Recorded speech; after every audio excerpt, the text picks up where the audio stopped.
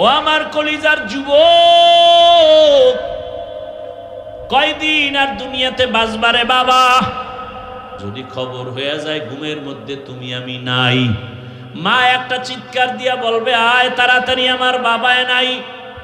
বাবায় টেলিফোন করবে, ইমাম সাহেব আমার সন্তান দুনিয়ায় নাই, জানাজা না পড়ায় যাবেন না। ও বাবা, দেখবা তোমার আমার গায়ের গেঞ্জিটা বেলেট দিয়া কেটে কেটে রাখবে। কেউ যাবে দৌড়ায় বাজারে কাফন কেনার জন্য, কেউ যাবে বাঁশবাগানে কবর খনন করার জন্য, কেউ বলবে যাও তাড়াতাড়ি গরম পানি করো গোসল দেওয়াবার জন্য। এরে আল্লাহর বান্দারা, জীবনের শেষ গোসল তোমাকে আমাকে দিয়া সাদা কামনের প্যাকেট বানায় যখন খাটিয়ে উঠায় জানাজার ময়দানে নিবে, জানালা দিয়া মা ডাকবে আর বলবে, আমার বাবার লাশটা তোরা কোথায় নিয়ে যাও? জীবনের শেষবারে আমার একটু দেখায় যে বাবার চেহারাটা দেখি। চোখের পানি ছেড়ে মা কাঁদবে আর বলবে, আমারে আম্মু বলিয়া ডাক দেওয়ার মতো আর কেউ রইল না। আমার সন্তান যখন আমাকে মা বলিয়া ডাকে, আমার কলিজা ঠান্ডা হয়ে যায়। ও আল্লাহর বান্দারা, কবরে রাখার পরে সবাই যখন চলে যাবে, ওই কবরে তোমার কই বন্ধু, কই মা, কই বাবা কেউ নাই। এখনো সময় আছে, অন্ধকার কবরে নেক আমল নিয়ে যাও, আল্লাহর কাছে ইবাদতের দরজা খুলিয়া গাইতে থাকো। যদি ইবাদত ছাড়া যাও, কবর কবর থাকবে না রে বাবা, জাহান্নামের আগুনের গর্ত হয়ে যাবে। আল্লাহর কাছে মন খুলে তওবা করো। জীবনে মনের শখে গুনাহ তো কম করো নাই। মনে মনে আল্লাহকে বলো, হে মালিক, জীবনে বহু গুনাহ করে ফেলেছি। মনে চাইছে নামাজ পড়ি নাই, মনে চাইছে দাড়ি রাখি নাই, পর্দা করি নাই। আজকে তওবার নিয়ত করেছি, আর গুনাহ করব না। এজন্যই বলি বাবা, মা বাবার সাথে বেয়াদবি যদি করো, আর মা বাবায় যদি ব্যথা পাইয়া একটা নিঃশ্বাস ছাড়ে, আহ, তোর জীবন ধ্বংসের জন্য এই নিঃশ্বাসটাই যথেষ্ট। শিক্ষক যদি নিঃশ্বাস পেলে জীবন ধ্বংস, ওলামায়ে কেরাম যদি তোমার আচরণে কষ্ট পায়, একটা নিঃশ্বাস পেলে তোমার জীবন শেষ। মরার আগে ধ্বংস শুরু হয়ে যাবে। এরে নবীর উম্মতের দল, ওই মা বাবার দোয়া নিয়া, শিক্ষকের দোয়া নিয়া, ওলামায়ে কেরামের দোয়া নিয়া নবীর আদর্শ মেনে সামনে আগাও। কয়দিন আর দুনিয়ায় বাঁচবা? মনের শখ লাগায় তো গুনাহ কম করো নাই। মনে চাইছে দাড়ি রাখবা না, রাখো নাই। মনে চাইছে নামাজ পড়বা না, পড়ো নাই। মনে চাইছে পার্কে পার্কে দৌড়াবা, দৌড়াইছো। মনে চাইছে সারা রাত মোবাইলে গুনাহ করবা, করেছো। কিন্তু জানো না কোন দিন আজরাইল আসবে। কয়েকদিন আগে না তোমরা দেখছো, ফেসবুকে তোমরা চালাও, বিদেশ থেকে টাকা স্বর্ণের অলংকার নিয়ে আসছে দেশে। এয়ারপোর্টে নামার পরে সন্তান পরিবারেরা গাড়িতে নিয়ে আসলো। বাড়ি যাওয়ার আগে আগে গাড়িটা পানির মধ্যে পড়ে গেছে, সন্তানও মরে গেল, স্ত্রীও মারা গেল। লোকটা টাকা স্বর্ণ নিয়ে কাঁদে। মানুষ বিবাহ করিয়া খাইয়া না খাইয়া থাকলেও একসাথে থাকলে একটা আনন্দ। আমি টাকার লোভে চলে গেলাম বিদেশ, অনেক বছর পরে আসছি, টাকা নিয়ে আসছি আনন্দ করে, আবার যাব। কিন্তু আমার কপাল এত কেন খারাপ যে আমার নিজের হাতে আমার সন্তানটা মরে গেল, আমার চোখের সামনে স্ত্রী মরে গেল। এই জীবন দিয়ে কি লাভ হবে? কয়েক বছর আগে এই বাংলাদেশে পুরা দেশের মধ্যে একটা রাতের বেলা তুফান হয়েছিল, নাম দিয়েছিল চিত্রাং। চিত্রাং নামের তুফান যখন শুরু হলো, 8 বছর পর একটা যুবক ছেলে আসছে বাড়িতে, ডুপ্লেক্স একটা বিল্ডিং করছে, আগামী শুক্রবার বিল্ডিং উঠবে, দোয়া পড়াবে, হুজুরদেরও দাওয়াত দিছে। মাত্র 2-3 দিন বাকি। বিল্ডিং এর পাশে মিস্ত্রি ডবল দিয়ে ওভার ডিউটি করায় কাজ শেষ করতেছে। রাতের বেলা পাশে একটা টিনের ঘর, টিনের ঘরের মধ্যে একটা চৌকি, চৌকির উপরে স্ত্রী, মাঝখানে একটা বাচ্চা আর স্বামী, এই যুবক, এই 3 জন ঘুমাচ্ছিল। আগামী শুক্রবার বিল্ডিং উঠবে, কে তুমি সুস্থভাবে বয়ান শুনো। আগামীকাল আল্লাহ না করুন বুঝাবার জন্য বলি, যদি খবর হয়ে যায় ঘুমের মধ্যে তুমি আমি নাই। এজন্যই বলি বাবা, মনে মনে আমার আল্লাহর কাছে তওবা করো। মরিয়া গেল আর নামাজ ছাড়বা না, দাড়ি কাটবা না, বেপরদায় চলবা না। মা বাবার দোয়া নিয়া, শিক্ষকের দোয়া নিয়া, উলামায়ে কেরামের দোয়া পরামর্শ নিয়া নবীজির আদর্শ মানিয়া চলবো। আল্লাহর কাছে মন খুলে যদি তওবা করতে পারো, আমার আল্লাহ তওবার দরজা খুলিয়া মাফ করে দিবেন। আল্লাহ তওবাওয়ালা জিন্দেগি দান করেন, গুনাহমুক্ত জীবন দান করেন। এজন্যই বলি বাবা, আমার আল্লাহ কত দয়া করেছেন। তোমার আমার খেদমতের জন্য সূর্য বানায় দিছেন, আমার গোলামির জন্য পানি দিছেন, বাতাস দিছেন। দুনিয়ার সব আপনার আমার গোলাম, সেই মালিকের কেন বেজার করবা? কিন্তু আমরা সব জানিয়াও ওই মালিকের সহ্য করি না, বরং দুনিয়ার সবাইকে খুশি করতে গিয়ে মালিকের বেজার করি, আবার ফতুয়াও দেয়। আল্লাহ যদি একটা কাজে খুশি হয় জিন্দেগি সফল, আর আল্লাহ যদি একটা কাজে বেজার হয় জিন্দেগি সর্বনাশ। আল্লাহ পাকের এক বান্দি জীবন ভর গুনাহ করেছে, গুনাহ এমন কোন গুনাহ নাই করে নাই। এলাকার সবাই জানে নারী বড় খারাপ, এত খারাপ, নিজে গুনাহ শুধু করেই না, এলাকার পরিবেশটাকেও নষ্ট করে ফেলে। ওই আল্লাহর বান্দি জীবন ভর গুনাহ করেছে। একদিন রাস্তা দিয়ে হাঁটতেছেন, হঠাৎ করে তাকায় দেখে রাস্তার পাশে একটা কুকুর পানির পিপাসায় কান্না করে। জাহান্নামী নারীটার অন্তরে মায়া লাগছে, মায়া দৌড়াচ্ছে, একটু পানি পান করাবে, কুকুরের মন ঠান্ডা করবে, কলিজা ঠান্ডা করবে। আল্লাহর বান্দি খুঁজতে খুঁজতে কোথায় পানি পাবে, গিয়া দেখে বহুদূর একটু পানির কূপ পেয়েছে। পানির কূপের থেকে পানি উঠাবে, কিন্তু পানি অনেক নিচে, উঠাবার কোনো পাত্র নাই। হঠাৎ মাথায় বুদ্ধি চলে আসছে, ওই জাহান্নামী নারীর পায়ে ছিল চামড়ার মুজা। মুজাটা খুলিয়া পানির মধ্যে ফেলে পানি উঠাবে, দেখে পানি আরো নিচে, মুজায়ও নাগালে আসে না। ওই আল্লাহর বান্দি এখন পেরেশান, কি করি? হঠাৎ আবার বুদ্ধি আসছে। মহিলাদের আবার হঠাৎ বুদ্ধিটা ভালো। আল্লাহর বান্দির হঠাৎ বুদ্ধি আসলো যে মাথায় আমার একটা বিশাল বড় ওড়না লাগানো, মাথায় এক ওড়না। জাহান্নামী নারী মাথায় ওড়না পরে রাস্তায় হাঁটে, তাও বড় ওড়না।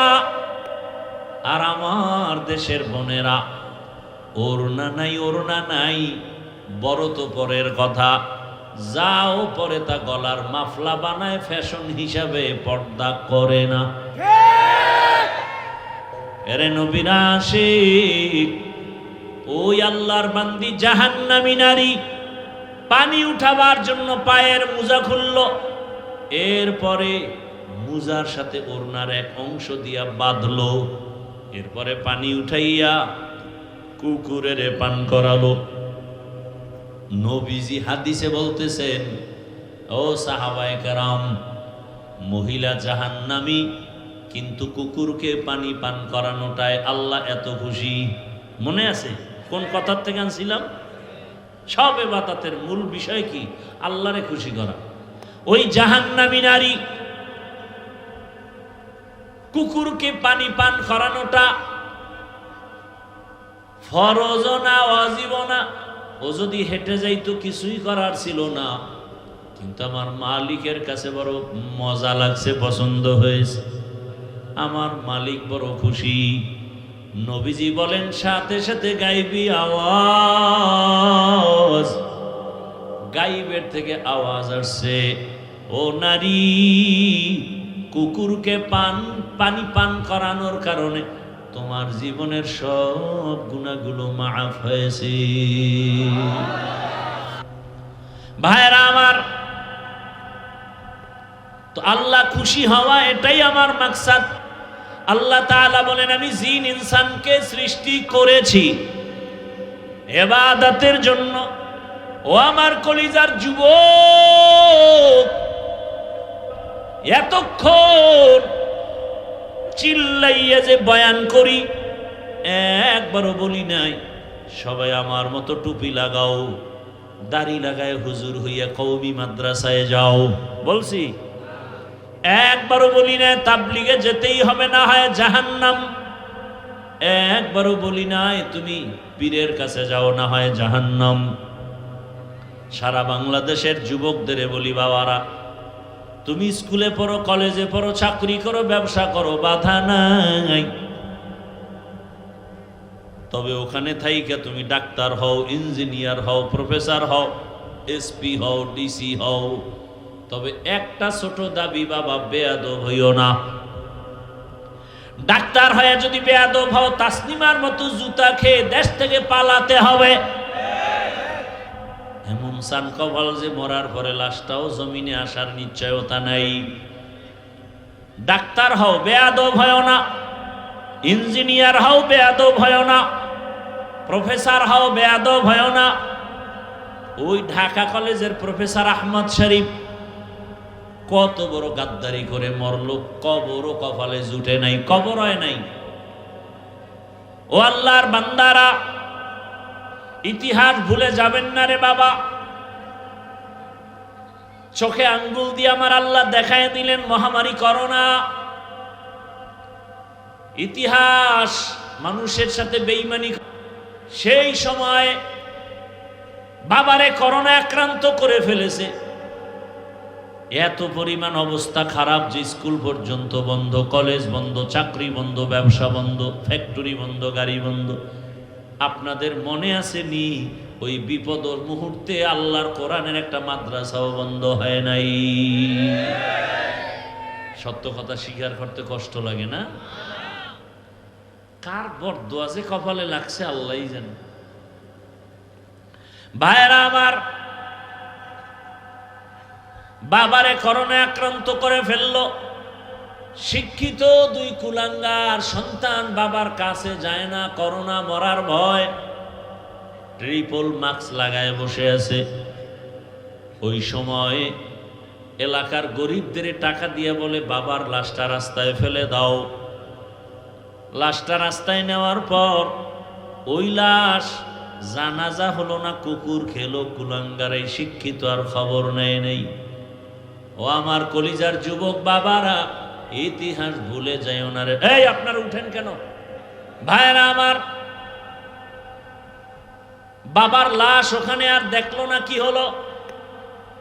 সেই সময় আমার দেশের টুপিওয়ালা আলেম ওলামারা আমার দেশের শত শত করোনার লাশ নিজেদের কাঁধে নিলেন, গোসল করালেন, কাফন পরালেন, জানাজা পড়ায়া কবরে দাফন করেছেন।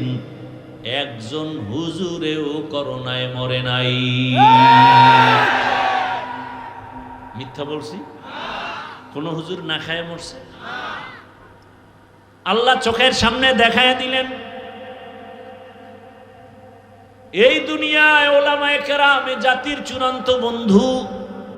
আরে অকৃতজ্ঞ জাতি, আলেমকে বারবার গালি দাও। আজকে জমিনে আলেম ওলামা যদি না থাকতো, তাহলে হায়ওয়ান জানোয়ারের চরিত্র থেকেও মানুষের চরিত্র খারাপ হয়ে যেত। আলেম ওলামা আছে তো এখনো কিছু মানুষ আছে, আর সে আলেমকে খারাপ বলে, কথায় কথায় আলেম খারাপ। আল্লাহ হেদায়াত দান করুন।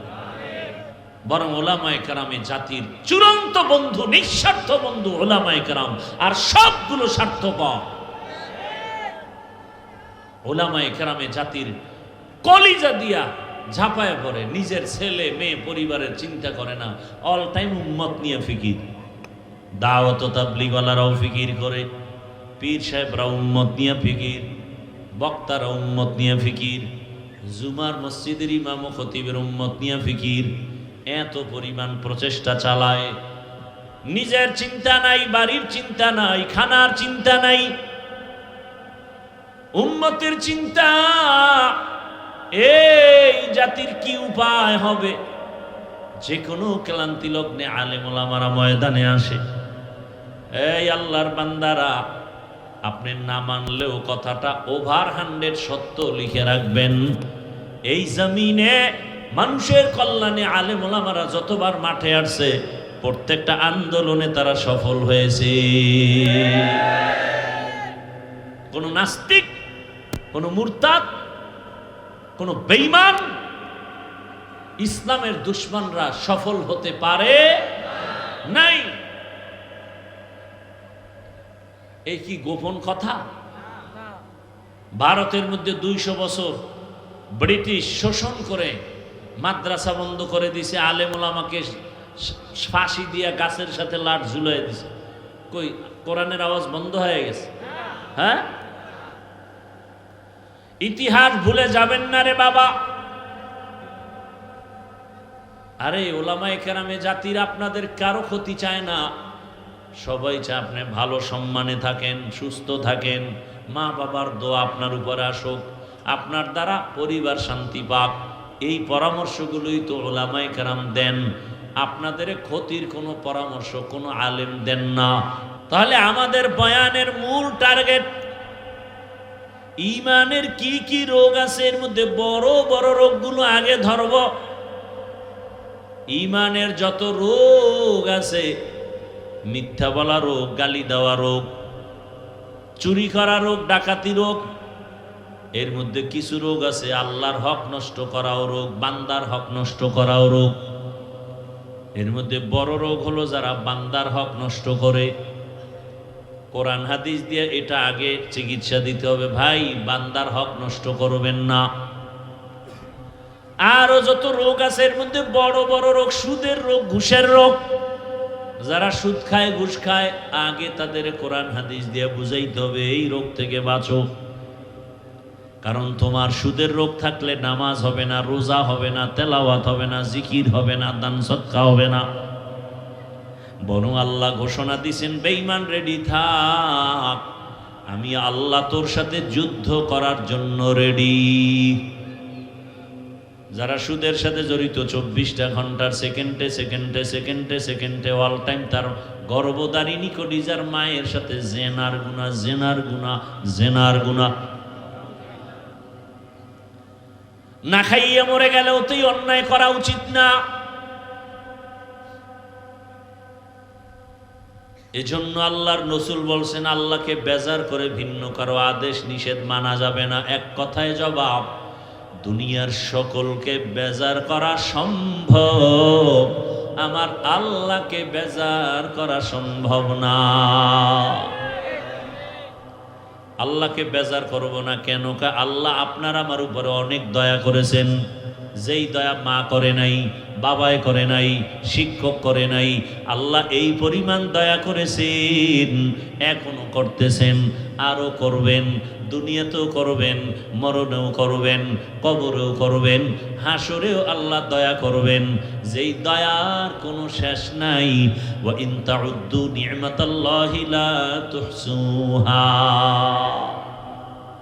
যে আল্লাহ তো দয়া করলেন, একই মায়ের সন্তান, একই মায়ের সন্তান, ভাই বোনের মধ্যে কারো চোখে সমস্যা, কারো পায়ে সমস্যা, কারো জবানে সমস্যা হতে পারেনি। আল্লাহ আপনার দুইটা চক্ষু ভালো রাখছেন, কত দয়া করছেন। সামান্য একটু ঠান্ডা লাগলে, মাথা ব্যথা করলে দোকানদারি আর ভাল লাগে না, ঘুমও আসে না, মাথা গরম। আল্লাহ পাক আপনাকে আমাকে এত সুন্দর দুটো চক্ষু দান করেছেন। যার চক্ষু সমস্যা জিজ্ঞেস করেন চোখের মূল্য কত। আমি মাঝে মাঝে বলি, আল্লাহরে যারা দেখতে চাও, দুনিয়ায় দেখা যাবে না, তবে ঘেরান পাওয়া যাবে। ওই আল্লাহর ঘেরানটা যদি পাইতে চাও, ঢাকার পঙ্গু হসপিটালে মাঝে মাঝে যাইয়া দেখিও আমার আল্লাহ কেমন। কারো পা রডের সাথে বাঁধা, কত লাইনের মানুষ, আমার আল্লাহ কত দয়া করেছেন। তোমার আমার খেদমতের জন্য সূর্য বানায় দিছেন, আমার গোলামির জন্য পানি দিছেন, বাতাস দিছেন। দুনিয়ার সব আপনার আমার গোলাম, সেই মালিকের কেন বেজার করবা? কিন্তু আমরা সব জানিয়াও ওই মালিকের সহ্য করি না, বরং দুনিয়ার সবাইকে খুশি করতে গিয়ে মালিকের বেজার করি, আবার ফতুয়াও দেয়। কিরে, পর্দা করলে আল্লাহ খুশি, আত্মীয় বেজার, আত্মীয়র মনটা এখন খুশি করি, আল্লাহ যে বেজার হইছে পরে তওবা করে নিমু। কিন্তু কপাল বড় খারাপ, তওবারও সময় হয় না, আজরাইলের সাথে মোলাকাত। তো যাও সুন্নতে আহমদ কুজা বা মুহাম্মদ কৈবুদ নিসবতরা মান আহাব্বা সুন্নতি কওলে রসূল মজদায়ে কা নামাই হাম কুন কবুল। তাহলে আল্লাহকে বেজার করা যাবে? করি তো, বেশি করি। দাড়িটা ফালায় দিলে আমার আল্লাহ বেজার, আত্মীয় খুশি। আত্মীয়র মন রক্ষা করার জন্য জাকাত আল্লাহরে বেজার করে, আবার উল্টা ফতুয়া দেই, দাড়ি না রাখলে অসুবিধা কি?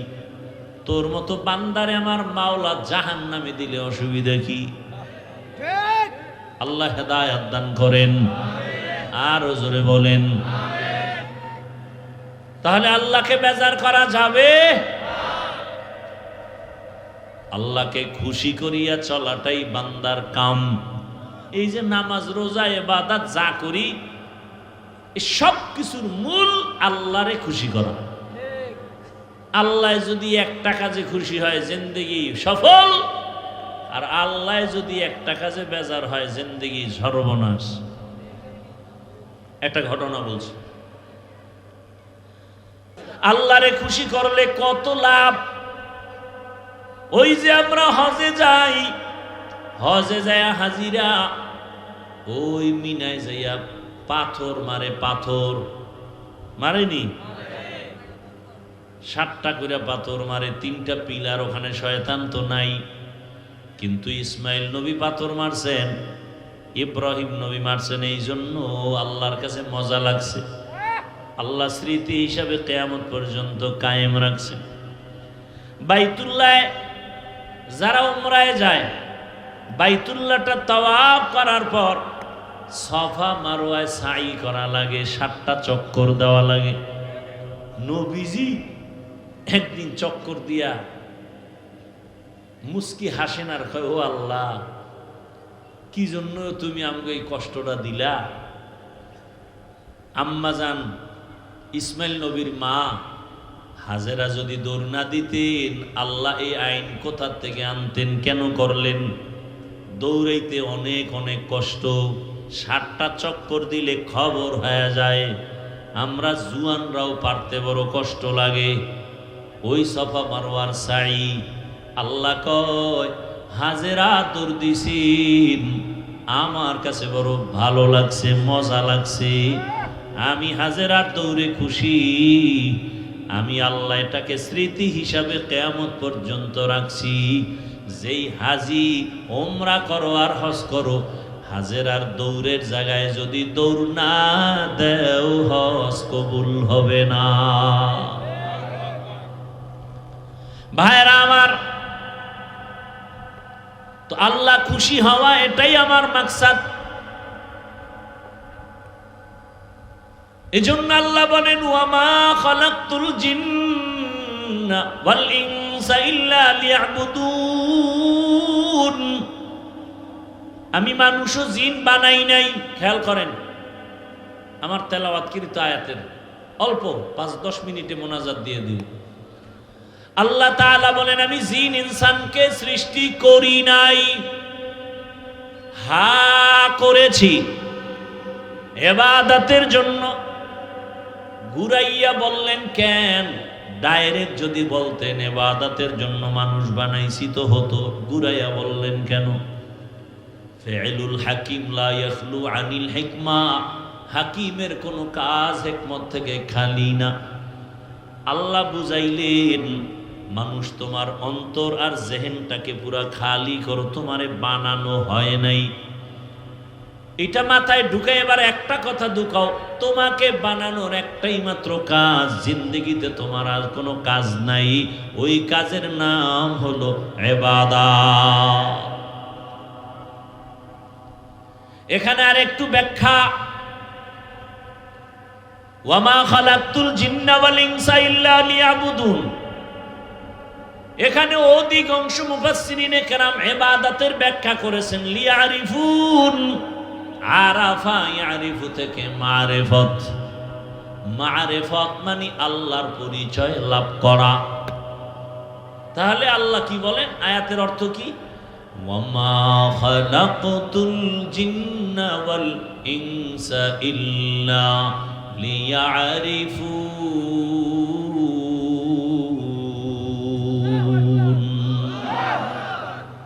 আল্লাহ বলেন আমি মানুষ ও জিন বানাইছি মারিফত অর্জনের জন্য। মারিফত মানে পরিচয় লাভ করা। কার পরিচয়? এখন প্রশ্ন, যদি মারিফতের জন্য আমগো বানায় থাকে তো ডাইরেক্ট মারিফতের কথা বললেন না কেন? ইবাদত বইলা ঘুরাইয়া বললেন মারিফত কেন? ইবাদত বললেন কেন? ডাইরেক্ট মারিফত বলতেন।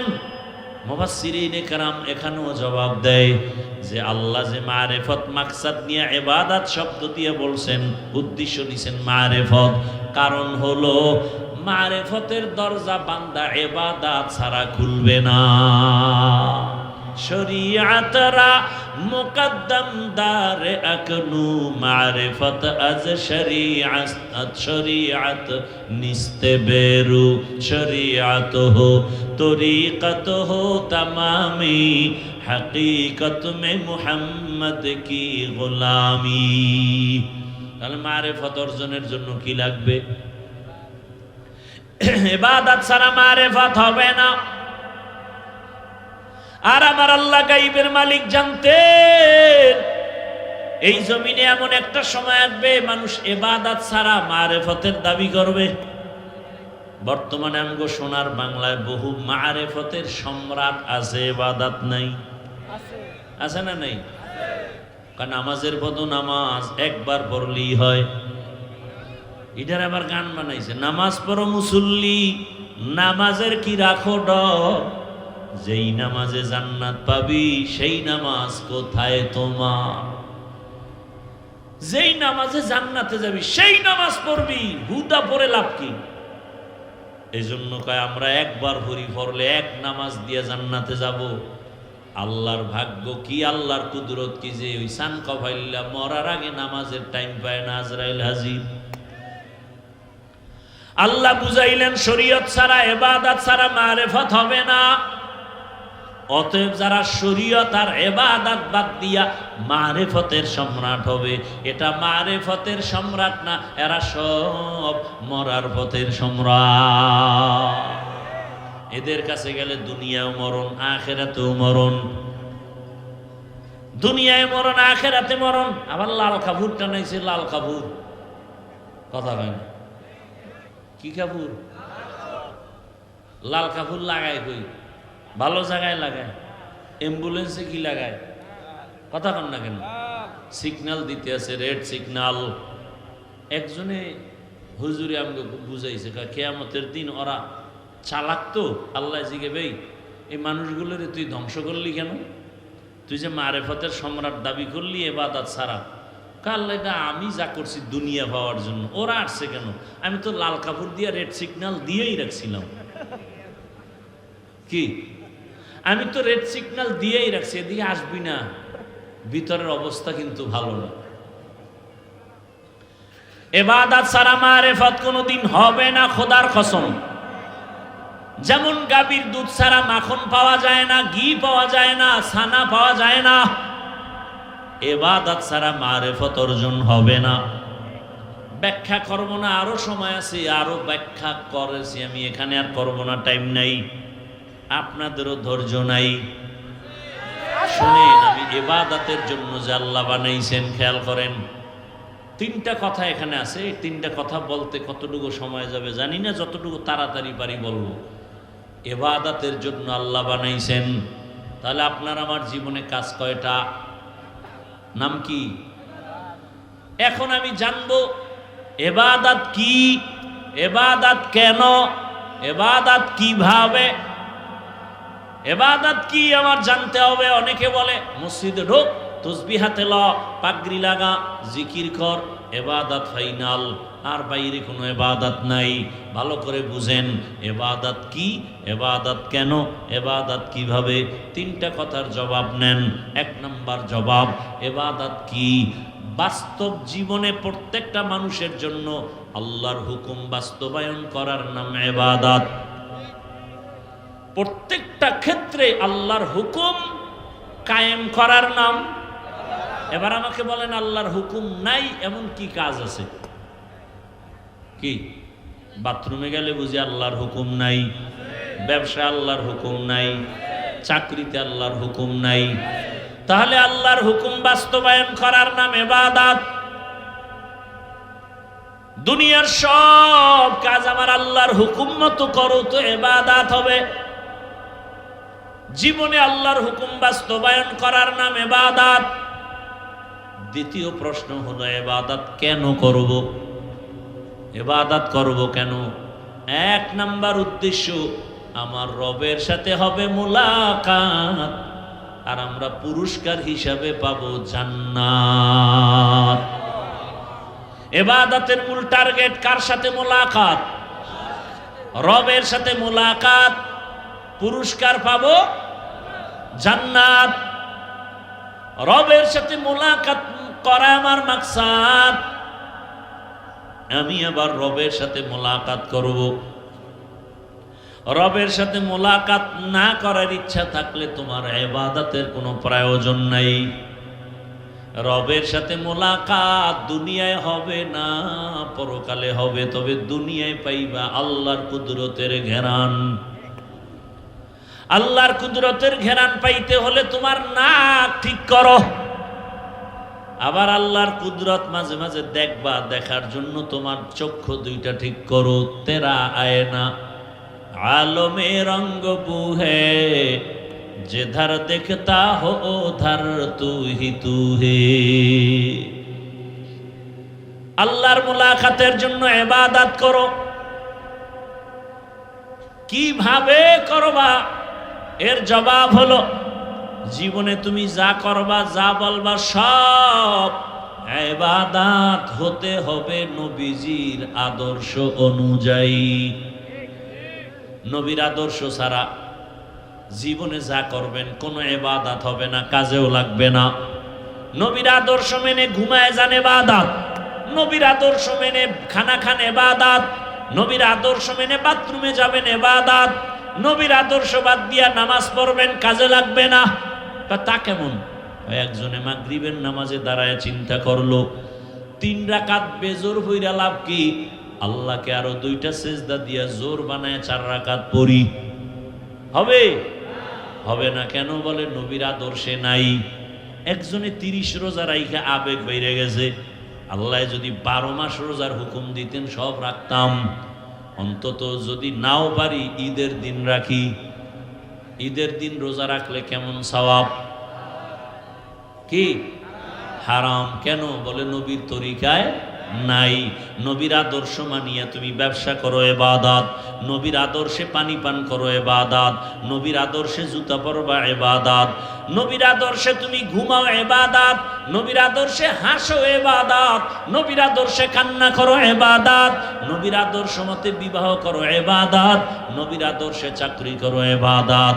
ও আল্লাহর বান্দা, জুতা তো আমিও পরবো, আপনারাও জুতা পরবেন, ইবাদত বানাইয়া পড়েন, কষ্টের কিছু নাই। আরে আপনাদের চোখের সামনে তো দেখতেছেন, আমরা ইবাদত বানাইয়া করতে গিয়া কই কষ্ট তো দেখি না। ও আল্লাহর বান্দা, আল্লাহর মোহাব্বত লাগবে, না হয় বুঝ কোনোদিন ঢুকবে না। জুতা কেমনে ভরবেন? নবীর আদর্শ মতো বড় ইবাদত। বলে কেমনে? ডান জুতায় ডান পাও আগে ঢুকাও, এরপরে বাম জুতায় বাম পাও ঢুকাও, ঢুকাইয়া যখন কদম দিবা ডান পাও দিয়া বিসমিল্লাহ বলে কদম দাও। নবীর আদর্শ ইবাদত। বাথরুমে যাও, কোন পা দিয়া? বাম পা দিয়া ঢুকবা। খালি পায়ে যাইও না, খালি মাথায় যাইও না, খালি মাথায় খালি পায়ে বাথরুমে যাইও না। মাথায় কাপড় দাও, না হয় টুপি দাও, না হয় একটা গামছা লাগাও, একটা কাপড় দিয়ে যাও, জুতা পরিয়া যাও, দোয়া পইরা যাও। কোনো দোয়াও যদি না পারো শুধু বিসমিল্লাহ বলে ঢুইকা যাও, ইনশাআল্লাহ সুন্নত অনুযায়ী বাথরুমে যাও, কোনোদিন বাথরুমে দুর্ঘটনা হবে না। দুর্ঘটনা হয় না? অনেক লোকের হয়, পড়িয়া শীত হয়ে গেছে, মাথা ফেটে গেছে, অনেক মানুষ মরিয়া গেছে। বাথরুমে যাইয়া কেমনে বসবা? ইসলাম কত সুন্দর, নবী তাও শিখাইছেন। বাথরুমে যখন বসবা হাঁটুর উপরে কাপড় উঠাইবা না এবং বাম পায়ের উপরে ভর করে বসবা, নবীর আদর্শ মতো বসিয়া পানি খরচ করিয়া এরপরে তুমি আবার ডান পা দিয়া বের হইয়া আলহামদুলিল্লাহ বলে দোয়া পড়ো। পুরা না পারলে অন্তত আলহামদুলিল্লাহ বলো। তোমার বাথরুমের সময়টাও ইবাদত হিসাবে হবে। তুমি ঘুমাইতে যাও ইবাদত অনুযায়ী। ও বাবা, তুমি পানি পান করবা, আমিও পানি পান করব। পানিটা পান করো, তুমি বাম হাতে নিয়ে এক টান দিছো, আধা লিটার নাই, ওই পানি আমিও পান করব পিপাসা নিবারণের জন্য। আমি ডান হাতে নিব, এক বোতল পানি আধা লিটার এক টানে পান করব না, তিনটা ধাপে পানি পান করব। নবীর আদর্শ অনুযায়ী হলো ইবাদত হয়ে গেল। এখান থেকে মোনাজাতের পরে বাড়ি যাইয়া সবাই ঘরে গিয়া ফ্রেশ হবে। ফ্রেশ কি হবে?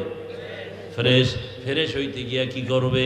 পাও ধুইবে, হাত দুইটা ধুইবেন, এরপরে চেহারাটা ধুইবেন। এই তো আমিও তাই করব, একটু বাড়ায়া করব। আমি পুরো চেহারাটা সুন্দর করে ধুইয়া, হাতের কনু পর্যন্ত ধুইয়া, পায়ের টাকনু পর্যন্ত ধুবো, আমারটা ওযু হয়ে যাবে। এই দেখছেন এনে কষ্ট কি? আপনিও ধুইলেন, আমিও ধুইলাম, আমারটা ওযু হয়ে গেল, আমার শরীর পাক হয়ে গেল।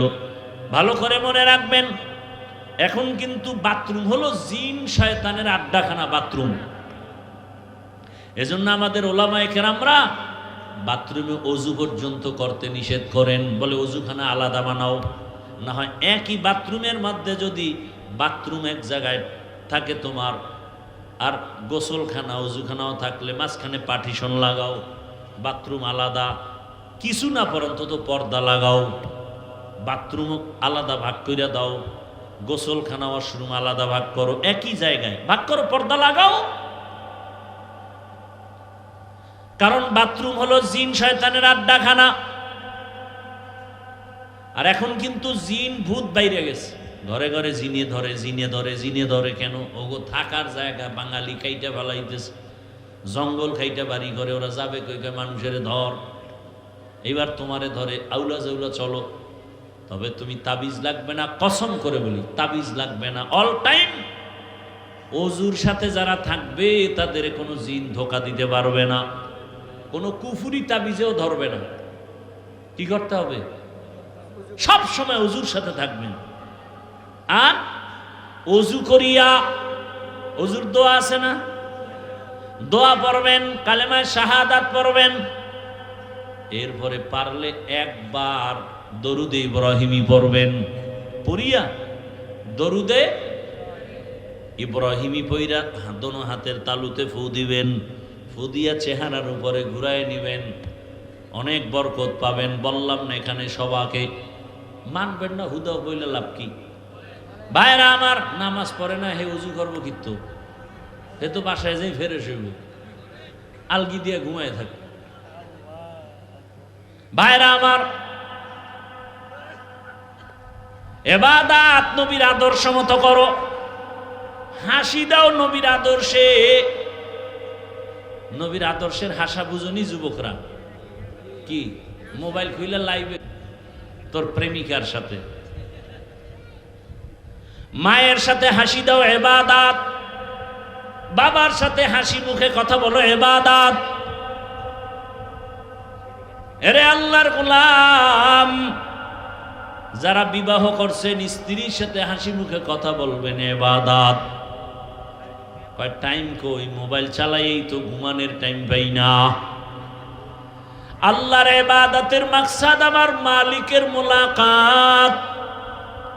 ও আমার কলিজার যুবক, কয়দিন আর দুনিয়াতে বাঁচবারে বাবা? এতক্ষণ চিল্লাইয়া যে বয়ান করি, একবারও বলি নাই সবাই আমার মতো টুপি লাগাও, দাড়ি লাগায় হুজুর হইয়া কওমি মাদ্রাসায় যাও। বলছি?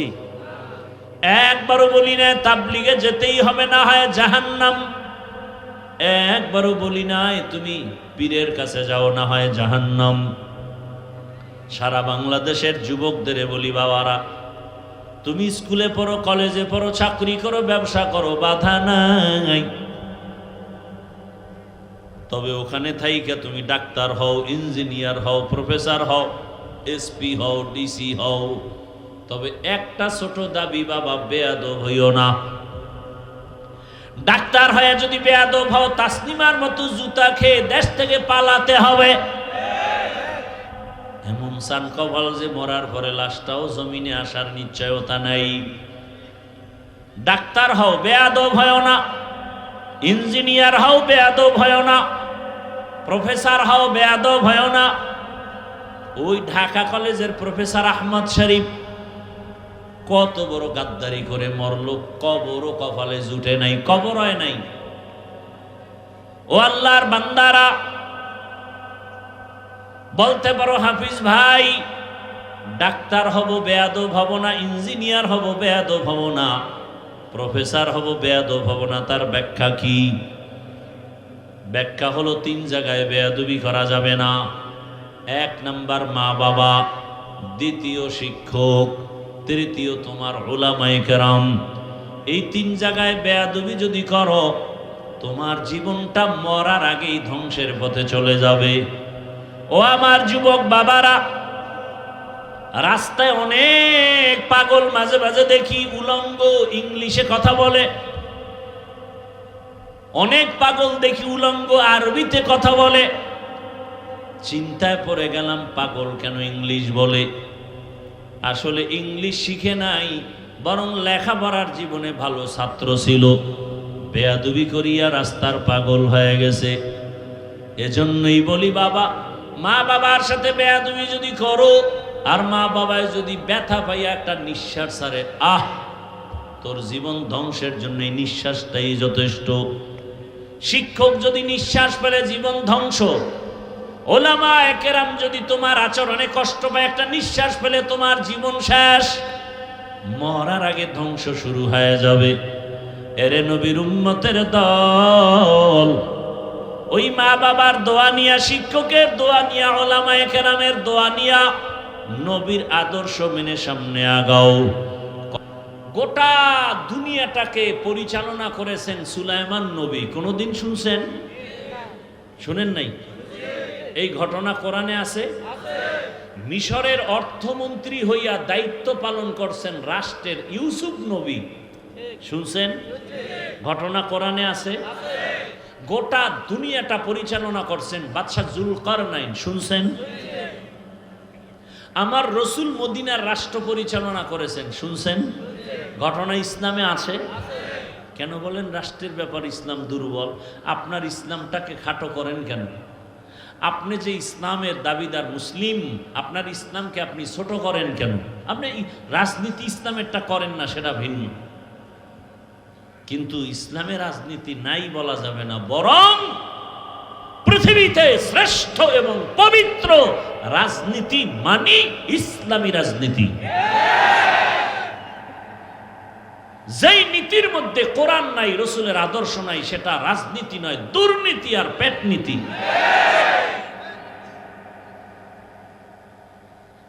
যুবকদের তো আমি অদা করাইতেছি এখন সব জায়গায়, মাহফিলে, ঢাকা সহ। ও যুবক বাবারা, 200 টাকা খরচ করে ব্যানার বানাও, 2 ফিট 3 ফিট ব্যানারে বড় করে স্লোগান লেখো, পৃথিবীতে শ্রেষ্ঠ রাজনীতি ইসলামী রাজনীতি, আর ইসলামী রাজনীতি পাক, সব রাজনীতি না পাক। সব রাজনীতি একমাত্র পবিত্র রাজনীতি ইসলাম।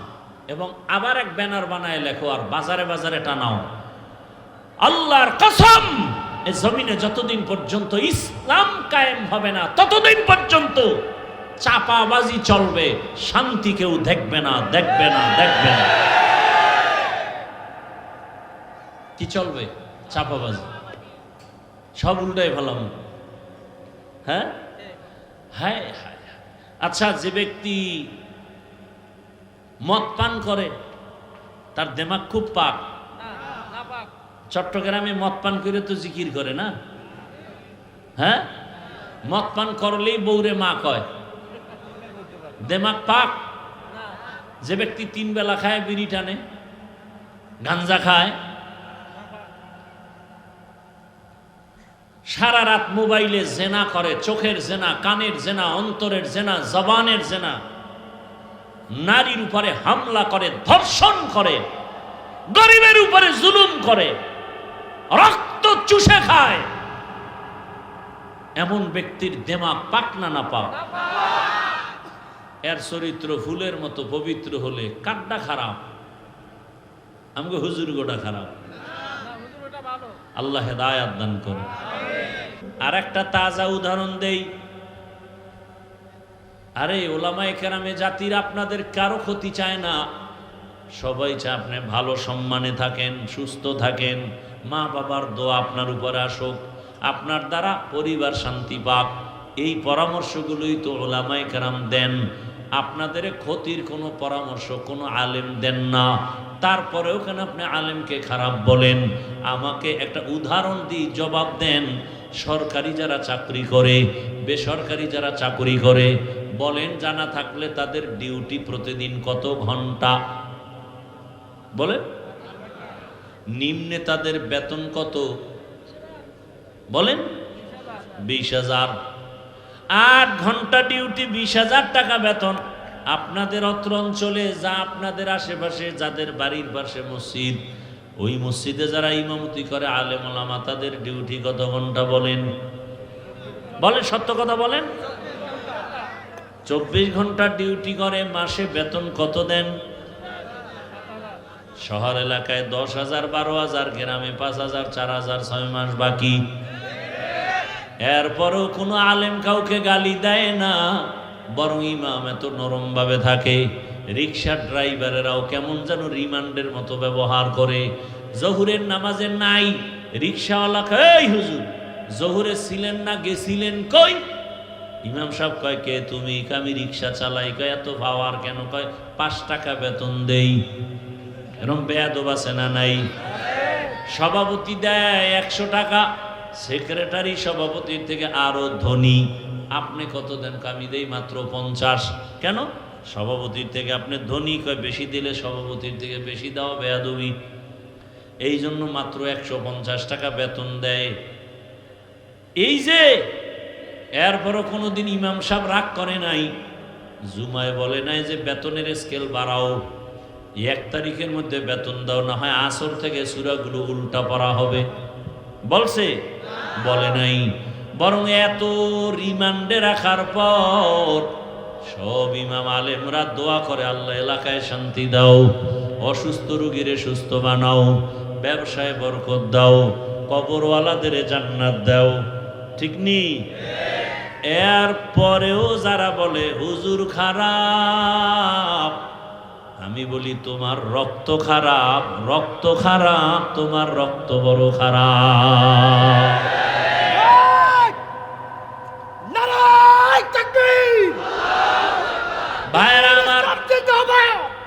ভাইয়েরা আমার, এজন্য বললাম, আমি যদি এভাবে একটা একটা সারা রাত আমি আপনাদের শুনাইতে থাকি, শেষ করা যাবে না। কিন্তু কপাল বড় খারাপ, বুঝার চেষ্টাও করি না, বুঝিও না, বুঝার চেষ্টাও করি না, বরং উল্টা বিরোধিতা করি। ঠিক নেই? কিন্তু আলেম ওলামারা ভোর রাত্রে কান্না করে, আল্লাহর কাছে সবার জন্য দোয়া করে, ও আল্লাহ প্রত্যেকটা মানুষকে তুমি হেদায়াত দাও, তোমার একটা বান্দাও যেন কষ্ট না পায়। ওরে ব্যবসায়ীর জন্য দোয়া। কোন আলেম ব্যবসায়ীর উপরে জুলুম করে না, কোন আলেম কোন মানুষের সাথে খারাপ আচরণ করে না। প্রথমেই যে কথাটা বলে সালাম, মানে শান্তির দোয়া করে। আমি যে আয়াত পড়ছি, হাদিস পড়ছি, তরজমাটা বলি, তারপরে কিছু ব্যাখ্যা। ওয়ামা খালাকতুল জিন্না ওয়াল ইনসা ইল্লা লিয়াবুদুন। আল্লাহ বলেন, আমি জিন ও ইনসানকে সৃষ্টি করি নাই, হ্যাঁ করেছি। আমার ইবাদতের জন্য। নবীজি বলেন লা তাআতা লি মাখলুকিন ফি মাসিয়াতিল খালিক। আল্লাহকে অসন্তুষ্ট করে পৃথিবীর কারো হুকুম মানা হারাম। খেয়াল করিয়েন, এটা হলো তর্জমা। আল্লাহকে বেজার করে অসন্তুষ্ট করে ভিন্ন কারো হুকুম মানা কি হারাম। এই তর্জমা শেষ। ব্যাখ্যা কি করব? মন করা একটা করলে হবে না। নবীজি হাদিস বলছেন, ব্যাখ্যা করছেন, সাহাবায়ে কেরাম শুনছেন, তারাও ব্যাখ্যা শিখাইছেন। শিখাইতে শিখাইতে আজ পর্যন্ত যে ব্যাখ্যা আসছে সেই ব্যাখ্যা আল্লাহকে অসন্তুষ্ট করে পৃথিবীর ভিন্ন কারো হুকুম মানা হারাম মানি হলো আল্লাহকে বেজার করে মা বাবার কথা মানা হারাম, আল্লাহকে বেজার করে পীরের কথা মানা হারাম। এখন একজনে দাঁড়ায় যদি কা হাফিজ ভাই পীরের কথা মানা হারাম কত নাম্বার আয়াতে আছে? এরকম বহু তার সেরা আছে, হুদা জায়গায় ফেস লাগাই দিই, আছে না? ভালো করে বুঝুন, আল্লাহকে বেজার করে নেতার কথা মানা হারাম, আল্লাহকে অসন্তুষ্ট করে নেত্রীর কথা মানা হারাম। কয়টা কোন হাদিসে আছে? আছে না নাই? দেখতে নারী চলন বাঁকা। আরে আপনার শরীরে রোগ আছে 5টা, ডাক্তারের চেম্বারে যাবেন, ডাক্তার আপনাকে চেক করবে, রক্ত টেস্ট করবে, করার পরে দেখবে আপনার বড় রোগ, আপনার লিভারের সমস্যা, জ্বরও আছে, ঠান্ডাও আছে। 5টা রোগের মধ্যে যেটা আসল রোগ, বড় রোগ, এটাকে আগে ধরবে। অপারেশনের রোগ থাকলে আগে করবে, বাকিগুলো পরে। বুঝেন না কথা? তাহলে ইসলাম কোরআন তো মানুষের ঔষধ। ওয়ানুনাজ্জিলু মিনাল কুরআনি মা হুয়া শিফাউ ওয়া রাহমাতুল লিল মুমিনিন।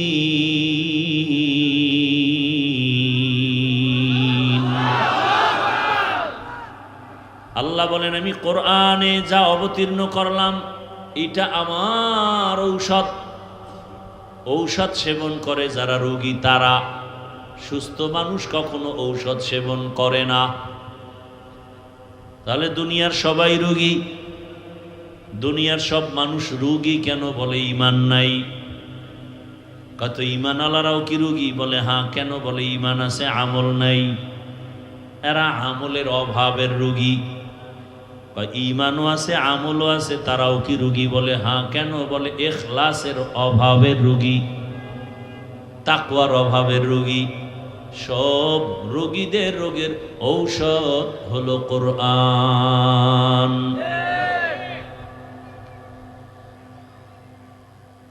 ওলামায়ে কেরামের জন্য দোয়া করবেন, আপনার ইজ্জত বাড়বে, তাদের ইজ্জত তো বাড়বেই, আপনার ইজ্জতও বাড়বে।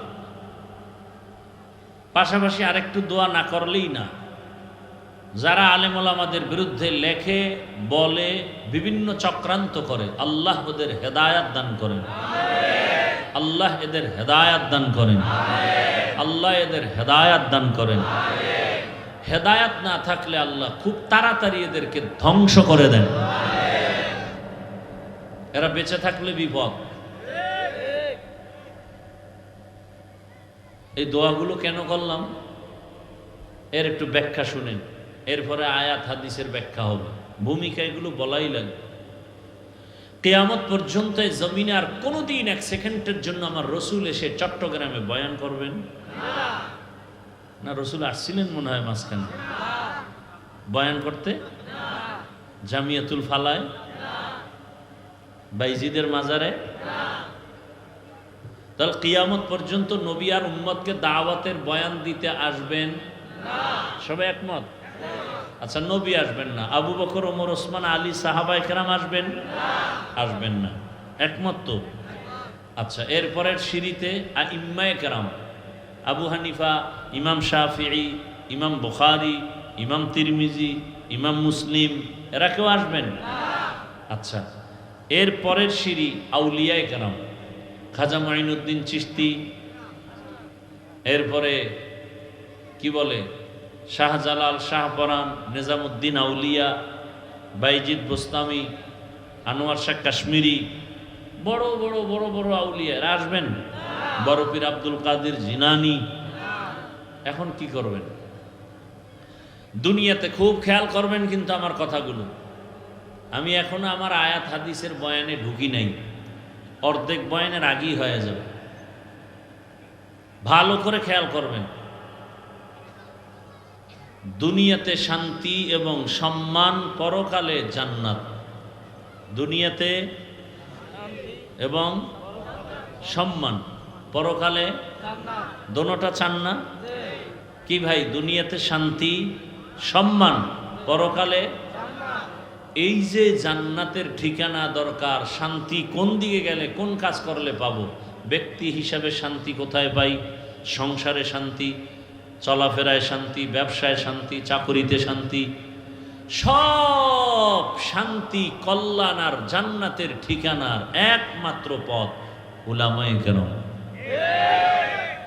কিয়ামত পর্যন্ত আপনাদেরকে, এই জাতিকে দুনিয়াতে সম্মান, শান্তির পথ দেখাবে এবং জান্নাতেরও পথ দেখাবেন একমাত্র উলামায়ে কেরাম। আর কেউ এ দুনিয়ায়ও কল্যাণের পথ দেখাবে না, আখিরাতেরটা তো দেখাবেই না। দুনিয়ায় আপনাদের শান্তির পথ কেউ দেখাবে না, একমাত্র পথ দেখাবে উলামায়ে কেরাম, কোরআন হাদিস ইসলামের ব্যানারে। কথা একমত? হ্যাঁ, খুব খেয়াল করিয়েন। সত্য কথা আপনি না মানলেও অন্তত সমর্থন করিয়েন যে হ্যাঁ এটা সত্য। কিয়ামত পর্যন্ত এই দুনিয়াতে কিভাবে আপনারা শান্তিতে বসবাস করবেন, এই পরামর্শ আপনাদেরকে আলেম ওলামা ছাড়া ভিন্ন কেউ দিবে না, দিবে না, দিবে না। সব স্বার্থপর, সব ধান্দাবাজ, সব চান্দাবাজ। একমাত্র আপনাদের নিরেট, নির্ভেজাল, কলিজার আপন উলামায়ে কেরাম। আর বাকি সব স্বার্থপর। এরা শান্তির পথ দেখাবে না। দেখাবে কোথায়? শান্তির পথই হলো ইসলাম। ইসলাম ছাড়া শান্তির কোনো পথ নাই। কথা বুঝেননি? আল্লাহ বুঝার তৌফিক দান করুন। আচ্ছা, আর একটু প্রশ্ন করি, কষ্ট হবে না তো ইনশাআল্লাহ? রাগ আসবে না তো? আচ্ছা, আমরা যে কোরআন মানি, আপনারা কোরআন মানেন না? হাদিস, ইসলাম। আচ্ছা, আমাদের ইসলাম, কোরআন, হাদিসটা মানেন, এইটা সর্বদিক থেকে কি পরিপূর্ণ নাকি কিছু দিকের দুর্বলতা আছে? দুর্বলতা একটু আছে না? নাই? আর একটু খোলামেলা বলি। কিয়ামত পর্যন্ত যত মানুষ আসবে, সমস্ত মানুষের দুনিয়ার লাইনে যত সমস্যা হতে পারে, সব লাইনের সমস্যা কি কোরআন হাদিস ইসলামে আছে? এখন বুঝেন নাই মনে হয়? জীবনের সব বিষয়ের সমস্যার সমাধান কোরআন হাদিস এবং ইসলামে আছে না নাই? আংশিক না পরিপূর্ণ? সব বিষয়? আমার মনে হয় না। আপনাদের জবাব থেকে আমার খুব ভয় লাগতেছে। সঠিক বলছেন? সঠিক? আপনাদের কথায় ভেজাল নাই? না, আমি তো জানি আপনারা একটু ভেজাল করেন। চায়ের দোকানে এখানে সেখানে বলেন ইসলামে রাজনীতি নাই। এখন কোনো বিধর্মী জিজ্ঞাসা করতেছে, ভাই তোমাদের ইসলামটা কেমন? আমরা কি বলবো? পারফেক্ট, পাওয়ারফুল এবং সফট। ইসলামের মতো সহজ ধর্ম পৃথিবীতে আর নাই। শান্তির ধর্ম পৃথিবীতে আর একটাও। বিধর্মী বলে তোমাদের ইসলামটা দেখতে চাই, জানতে চাই। মানুষের জীবনের সব লাইনের সমাধান আছে? বলে হ্যাঁ। বলে আমাকে বুঝাও তো। বলে অর্থনীতির সমাধান আছে, সমাজনীতির সমাধান আছে, পারিবারিক সমাধান। এইবার আপনি বলবেন রাষ্ট্রের ব্যাপারে আমগো ইসলামটা একটু দুর্বল। কি? রাষ্ট্রের সমাধানের বেলায় ইসলাম কোরআন একটু দুর্বল। কি বলেন বলেন ইমান, এখানে ইমানের পরীক্ষা। রাষ্ট্রের ব্যাপারে কোনো সমাধান ইসলামে নাই। কি যারা বোবার ভূমিকায় আছেন চিন্তা করতেছেন কই যাইবেন না কি কইয়া আবার ভেজালে পড়েন। সমাজ রাষ্ট্র সর্বক্ষেত্রে ইসলামের মধ্যে সমাধান আছে। কেন বলেন রাজনীতি নাই? তাহলে আপনার কথার দ্বারা কি বোঝা গেল? ইসলামে সব নীতি আছে, রাষ্ট্রনীতি নাই, তার মানে ইসলাম রাষ্ট্রের ব্যাপারে দুর্বল, কোরআন দুর্বল। এত চাপাবাজি কেন করেন? আল্লাহর ভয় কেন অন্তরে আসে না? শুনেন, এখানে বহু আল্লাহর বান্দা আমরা আছি যারা নামাজ ঠিক মতো পড়ি না। কেউ নাই? আমরা একটু খেয়াল করে বুঝবেন আমার এই শুরুর কথাগুলো। আচ্ছা, এখানে অনেকেই আমরা আছি নামাজ পড়ি না। এখানে একটা ভালো পয়েন্ট মনে রাখবেন, নামাজ পড়ে না আর একজন নামাজ পছন্দ করে না, দুইজন সমান? যে নামাজ পড়ে না তাকে গালি দেয়া যাবে না, তাকে হিংসা করা যাবে না, তাকে দেখলে সালাম দিতে হবে, সে মুমিন। আর একজন নামাজ পছন্দ করে না, তাকে ছাড় দেওয়া যাবে না। কেন? সে বেঈমান। বুঝাইতে পারি নাই? আপনি দাড়ি রাখেন না, আমাদের মধ্যে যারা দাড়ি আমরা রাখি না, গালি দেওয়া যাবে না, বরং তাকে সালাম দিব, বুকে লাগাবো। কিন্তু কেউ যদি বলে আমি দাড়ি পছন্দ করি না, তাকে ছাড় দেওয়া যাবে না। যে দাড়ি রাখে না সে মুমিন, যে পছন্দ করে না সে তাজা বেঈমান। ব্যবধান বুঝছেন তো? যে দাড়ি রাখে না তার অন্তরে আগ্রহ আছে, রাখবে, সে মুমিন। আর যে বিরোধিতা করে সে কি? বেঈমান, রাখার আগ্রহ নাই। পর্দার বিধান আপনি পর্দা পালন না করলেও মানেন, কিন্তু পর্দা করেন না, আপনাকে গালি দেওয়া যাবে না। আপনাকে মোহাব্বতের সাথে বুকে লাগাবো, সালাম দিব, কিন্তু পর্দার বিরোধিতা করলে ছাড় দেওয়া যাবে না। কথা বুঝছেন? আপনি ইসলামের রাজনীতি করেন না, কোনো ঝগড়া নাই, দ্বন্দ্ব নাই, সালাম আগে দিব, বুকে লাগাবো, নাস্তা খাওয়াবো, বুঝাবো, গালি দিব না, কিন্তু বিরোধিতা করলে ছাড় নাই। ব্যবধান বুঝছেন? হ্যাঁ, বুঝটাই ঠিক করা। এই বয়ানের মূল টার্গেট বুঝ ঠিক করা। বয়ান তো সবাই পারেন, বুঝের অভাব। বুঝ যেদিন ঠিক হয়ে যাবে তখন স্কুলে পড়লেও দাড়ি রেখে দিবে। বুঝটা ঠিক হয়ে গেলে ডাক্তার হলেও নামাজ ধরে ফেলবে। আর বুঝ যতদিন ঠিক হবে না ততদিন পর্যন্ত হুজুর হইলেও বেপরদায় চলবে। কি? আল্লাহ হেদায়েত দান করুন। এবার আরো একটু কথা বলি। আল্লাহ পাকের এক বান্দি জীবনভর গুনাহ করেছে, গুনাহ এমন কোন গুনাহ নাই করে নাই। বান্দা না বান্দি? এলাকার সবাই জানে নারী বড় খারাপ, এত খারাপ, নিজে গুনাহ শুধু করেই না, এলাকার পরিবেশটাকেও নষ্ট করে ফেলে। এমন নারী নাই? আল্লাহ হেদায়েত দান করুন। বহু পুরুষ নারীর চক্রান্তের শিকার হইয়া দুনিয়াও বরবাদ, আখিরাতও বরবাদ। কয় না না, বরবাদ করবে না, কোরআন মাথায় নিছে, তো কোরআন মাথায় নিয়ে শপথ করেছে। আল্লাহ হেদায়েত দান করুন।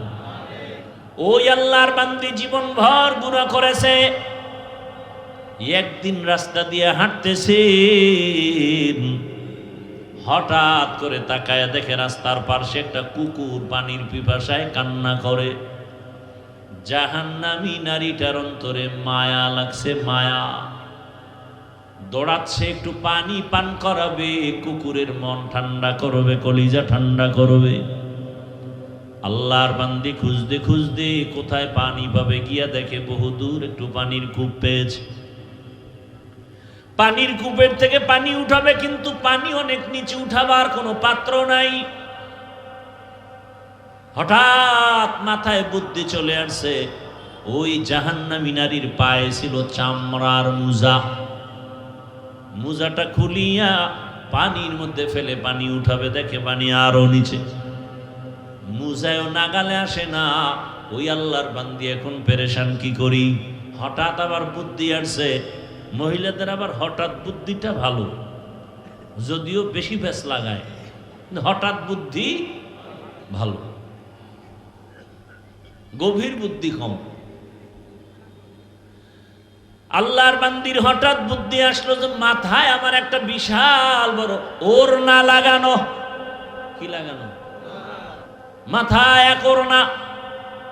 ছোট না বড়? জাহান্নামী নারী মাথায় ওড়না পরে রাস্তায় হাঁটে, তাও বড় ওড়না। আর আমার দেশের বোনেরা ওড়না নাই, ওড়না নাই, বড় তো পরের কথা, যাও পরে তা গলার মাফলা বানায় ফ্যাশন হিসাবে, পর্দা করে না। পর্দা করে না। আর এমন সোনার বাংলাদেশে জন্ম নিলাম যে পর্দার জন্য বাবার অধিকার নাই সন্তানকে চাপ দিবে। মেয়ে যদি বলে আমি ওড়না পরব না, বাবা চাপ দিয়ে ওড়না পরাতে পারবে না, তো বাবা আসামি হয়ে যাবে। এগুলো আমাদের মুসলিম দেশের হালাত। এরে নবীর আশিক, ওই আল্লাহর বান্দি জাহান্নামী নারী মনে আছে? পানি উঠাবার জন্য পায়ের মোজা খুলল, এরপরে মোজার সাথে ওড়নার এক অংশ দিয়া বাঁধলো, এরপরে পানি উঠাইয়া কুকুরের পান করালো। নবীজি হাদিসে বলতেছেন, ও সাহাবায়ে কেরাম, মহিলা জাহান্নামী, কিন্তু কুকুরকে পানি পান করানোটায় আল্লাহ এত খুশি। মনে আছে কোন কথার থেকে আনছিলাম? সব ইবাদতের মূল বিষয় কি? আল্লাহরে খুশি করা। ওই জাহান্নামী নারী কুকুরকে পানি পান করানোটা ফরজ না ওয়াজিব না? ও যদি হেঁটে যাইতো কিছুই করার ছিল না, কিন্তু আমার মালিকের কাছে বড় মজা লাগছে, পছন্দ হয়েছে, আমার মালিক বড় খুশি। নবীজি বলেন সাথে সাথে গাইবি আওয়াজ,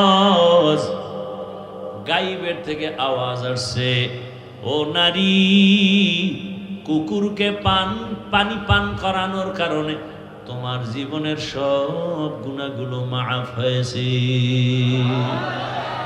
আতিনা ফি দারে দুনিয়া না হাসান, আতিনা ফি দারে আকবা না হাসান, ইয়া গিয়াসাল মুস্তাগীসি নাহদিনা লিফতিখারা বিল উলুমে ওয়াল গিনা। হর গোরি দেনে কো তু তৈয়ার হ্যায়, जो न मांगे उससे तू बेजार है। সব ইবাদতের মাকসাদ হলো আল্লাহরে খুশি করা। কি? আল্লাহরে খুশি করলে কত লাভ। ওই যে আমরা হজে যাই, হজে যায় হাজিরা ওই মিনায় যাইয়া পাথর মারে, পাথর মারেনি? 7টা করে পাথর মারে, 3টা পিলার, ওখানে শয়তান তো নাই।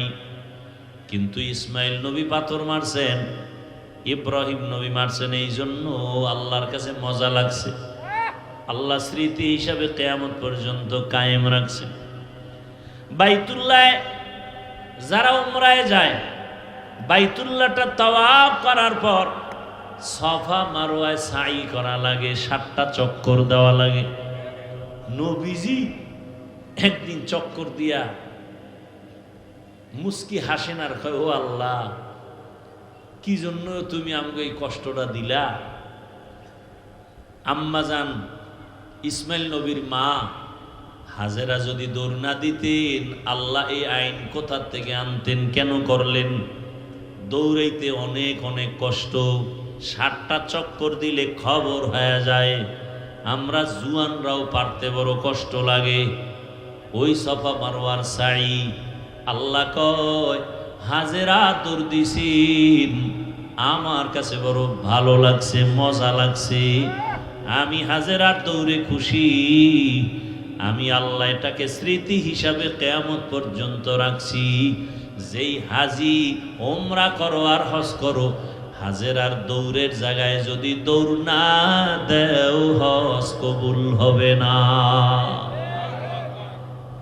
এজন্যই বলি বাবা, মা বাবার সাথে বেয়াদবি যদি করো, আর মা বাবায় যদি ব্যথা পাইয়া একটা নিঃশ্বাস ছাড়ে, আহ, তোর জীবন ধ্বংসের জন্য এই নিঃশ্বাসটাই যথেষ্ট। শিক্ষক যদি নিঃশ্বাস পেলে জীবন ধ্বংস, ওলামায়ে কেরাম যদি তোমার আচরণে কষ্ট পায়, একটা নিঃশ্বাস পেলে তোমার জীবন শেষ, মরার আগে ধ্বংস শুরু হয়ে যাবে। এরে নবীর উম্মতের দল, ওই মা বাবার দোয়া নিয়া, শিক্ষকের দোয়া নিয়া, ওলামায়ে কেরামের দোয়া নিয়া নবীর আদর্শ মেনে সামনে আগাও। কয়দিন আর দুনিয়ায় বাঁচবা? মনের শখ লাগায় তো গুনাহ কম করো নাই। মনে চাইছে দাড়ি রাখবা না, রাখো নাই। মনে চাইছে নামাজ পড়বা না, পড়ো নাই। মনে চাইছে পার্কে পার্কে দৌড়াবা, দৌড়াইছো। মনে চাইছে সারা রাত মোবাইলে গুনাহ করবা, করেছো। কিন্তু জানো না কোন দিন আজরাইল আসবে। কয়েকদিন আগে না তোমরা দেখছো, ফেসবুকে তোমরা চালাও, বিদেশ থেকে টাকা স্বর্ণের অলংকার নিয়ে আসছে দেশে। এয়ারপোর্টে নামার পরে সন্তান পরিবারেরা গাড়িতে নিয়ে আসলো। বাড়ি যাওয়ার আগে আগে গাড়িটা পানির মধ্যে পড়ে গেছে, সন্তানও মরে গেল, স্ত্রীও মারা গেল। লোকটা টাকা স্বর্ণ নিয়ে কাঁদে। মানুষ বিবাহ করিয়া খাইয়া না খাইয়া থাকলেও একসাথে থাকলে একটা আনন্দ। আমি টাকার লোভে চলে গেলাম বিদেশ, অনেক বছর পরে আসছি, টাকা নিয়ে আসছি আনন্দ করে, আবার যাব। কিন্তু আমার কপাল এত কেন খারাপ যে আমার নিজের হাতে আমার সন্তানটা মরে গেল, আমার চোখের সামনে স্ত্রী মরে গেল। এই জীবন দিয়ে কি লাভ হবে? কয়েক বছর আগে এই বাংলাদেশে পুরা দেশের মধ্যে একটা রাতের বেলা তুফান হয়েছিল, নাম দিয়েছিল চিত্রাং। চিত্রাং নামের তুফান যখন শুরু হলো, 8 বছর পর একটা যুবক ছেলে আসছে বাড়িতে, ডুপ্লেক্স একটা বিল্ডিং করছে, আগামী শুক্রবার বিল্ডিং উঠবে, দোয়া পড়াবে, হুজুরদেরও দাওয়াত দিছে। মাত্র 2-3 দিন বাকি। বিল্ডিং এর পাশে মিস্ত্রি ডবল দিয়ে ওভার ডিউটি করায় কাজ শেষ করতেছে। রাতের বেলা পাশে একটা টিনের ঘর, টিনের ঘরের মধ্যে একটা চৌকি, চৌকির উপরে স্ত্রী, মাঝখানে একটা বাচ্চা আর স্বামী, এই যুবক, এই 3 জন ঘুমাচ্ছিল। আগামী শুক্রবার বিল্ডিং উঠবে, 8 বছরের সব কামাই রুজি বেলকে তুমি সুস্থভাবে বয়ান শুনো। আগামীকাল আল্লাহ না করুন বুঝাবার জন্য বলি, যদি খবর হয়ে যায় ঘুমের মধ্যে তুমি আমি নাই, মা একটা চিৎকার দিয়া বলবে, আয় তাড়াতাড়ি, আমার বাবায় নাই। বাবায় টেলিফোন করবে, ইমাম সাহেব আমার সন্তান দুনিয়ায় নাই, জানাজা না পড়ায় যাবেন না। ও বাবা, দেখবা তোমার আমার গায়ের গেঞ্জিটা বেলেট দিয়া কেটে কেটে রাখবে। কেউ যাবে দৌড়ায় বাজারে কাফন কেনার জন্য, কেউ যাবে বাঁশবাগানে কবর খনন করার জন্য, কেউ বলবে যাও তাড়াতাড়ি গরম পানি করো গোসল দেওয়াবার জন্য। এরে আল্লাহর বান্দারা, জীবনের শেষ গোসল তোমাকে আমাকে দিয়া সাদা কামনের প্যাকেট বানায় যখন খাটিয়ে উঠায় জানাজার ময়দানে নিবে, জানালা দিয়া মা ডাকবে আর বলবে, আমার বাবার লাশটা তোরা কোথায় নিয়ে যাও? জীবনের শেষবারে আমার একটু দেখায় যে বাবার চেহারাটা দেখি। চোখের পানি ছেড়ে মা কাঁদবে আর বলবে, আমারে আম্মু বলিয়া ডাক দেওয়ার মতো আর কেউ রইল না। আমার সন্তান যখন আমাকে মা বলিয়া ডাকে, আমার কলিজা ঠান্ডা হয়ে যায়। ও আল্লাহর বান্দারা, কবরে রাখার পরে সবাই যখন চলে যাবে, ওই কবরে তোমার কই বন্ধু, কই মা, কই বাবা, কেউ নাই। এখনো সময় আছে, অন্ধকার কবরে নেক আমল নিয়ে যাও, আল্লাহর কাছে ইবাদতের দরজা খুলিয়া গাইতে থাকো।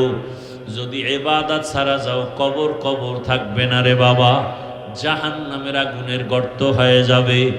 আল্লাহর কাছে মন খুলে তওবা করো। জীবনে মনের শখে গুনাহ তো কম করো নাই। মনে মনে আল্লাহকে বলো, হে মালিক, জীবনে বহু গুনাহ করে ফেলেছি। মনে চাইছে নামাজ পড়ি নাই, মনে চাইছে দাড়ি রাখি নাই, পর্দা করি নাই। আজকে তওবার নিয়ত করেছি, আর গুনাহ করব না। পর্দার আড়ালের মা বোনেরা, আপনার মতো কত মা কত বোন এখন এই এলাকায় খুঁজলে পাওয়া যাবে, পর্দা করে, নামাজ পড়ে, স্বামীর মাল হেফাজত করে, মোবাইলে সময় নষ্ট করে না। আম্মা জানেন, আপনারা কেন পারবেন না? ও যুবক, তোমার মতো কত যুবক এখনো দেখো র্যাব, আর্মি, পুলিশ, বিডিআরের চাকরি করে, আলেম না, নামাজি অভাব নাই। তোমার মতো যুবক রাস্তায় গাড়ি চালায়, নামাজ পড়ে, বলো তুমি পারো না কেন? তোমার মতো যুবক তাকায় দেখো নদীর মধ্যে মাছ ধরে, নামাজ ছাড়ে না, তুমি কেন পারো না? তোমার মতো যুবক তাকায় দেখো ব্যবসা করে, নামাজি। তোমার মতো যুবক চাকরি করে, নামাজ পড়ে। তোমার মতো যুবক কত চেয়ারম্যান, মেম্বার, এমপি, মন্ত্রী, ওসি, ডিসি, নামাজি, বলো তুমি কেন পারবো না? মনে মনে আমার আল্লাহর কাছে তওবা করো। মরিয়া গেল আর নামাজ ছাড়বা না, দাড়ি কাটবা না, বেপরদায় চলবা না। মা বাবার দোয়া নিয়া, শিক্ষকের দোয়া নিয়া, ওলামায়ে কেরামের দোয়া পরামর্শ নিয়া, নবীজির আদর্শ মানিয়া চলবো। আল্লাহর কাছে মন খুলে যদি তওবা করতে পারো, আমার আল্লাহ তওবার দরজা খুলিয়া মাফ করে দিবেন। আল্লাহ তওবাওয়ালা জিন্দেগি দান করেন, গুনাহমুক্ত জীবন দান করেন। আলহামদুলিল্লাহি রাব্বিল আলামিন, ওয়াসসালাতু ওয়াসসালামু আলা সাইয়্যিদিল আমবিয়া ওয়াল মুরসালিন ওয়া আলা আলিহি ওয়া আসহাবিহি আজমাইন। ইয়া আরহামার রাহিমিন, ইয়া আরহামার রাহিমিন। রব্বিরহামহুমা কামা রব্বায়ানি সগীরা। আল্লাহুম্মা ইন্নাকা আফুউন কারীম তুহিব্বুল আফওয়া ফা'ফু আন্না। আল্লাহুম্মা ইন্না নাসআলুকা রিযাকা ওয়াল জান্নাহ ওয়া নাউযু বিকা মিন সাখাতিকা ওয়ান নার। আল্লাহুম্মা ইন্না নাসআলুকা ইলমান নাফিআ ওয়া রিজকান ওয়াসিআ ওয়া শিফাআন মিন কুল্লি দা। আল্লাহুম্মা ইন্না নাউযু বিকা মিনাল বারাসি ওয়াল জুনুনি ওয়াল জুযামি ওয়া সাইয়্যিল আসকাম। ইয়া আল্লাহ, গুনার বোঝা নিয়ে আপনার দরওয়াজায় হাজির হয়েছি। আয় আল্লাহ, গভীর রাত, দুনিয়ার সমস্ত বাড়িওয়ালাদের দরজা বন্ধ হয়ে গেছে। আয় আল্লাহ, ঘরের প্রত্যেকটা রুমের দরজা বন্ধ, আপনার রহমতের দরজা বন্ধ না। আমরা গুনাহগার হিসাবে আপনার দরওয়াজায় হাজির। তওবা করেছি, আর গুনাহ করব না রে আল্লাহ। নামাজ ছাড়বো না, দাড়ি কাটবো না, বেপরদায় চলবো না। মা বাবার দোয়া নিয়া, শিক্ষকের দোয়া নিয়া, ওলামায়ে কেরামের দোয়া নিয়া, নবীর আদর্শ মেনে চলবো। আয় আল্লাহ, আমাদের তওবা কবুল করে নেন, গুনাহমুক্ত জীবন দান করেন। আয় আল্লাহ, এ মাহফিল কবুল করে নেন, আয়োজনকারী সহযোগিতাকারীদের কবুল করে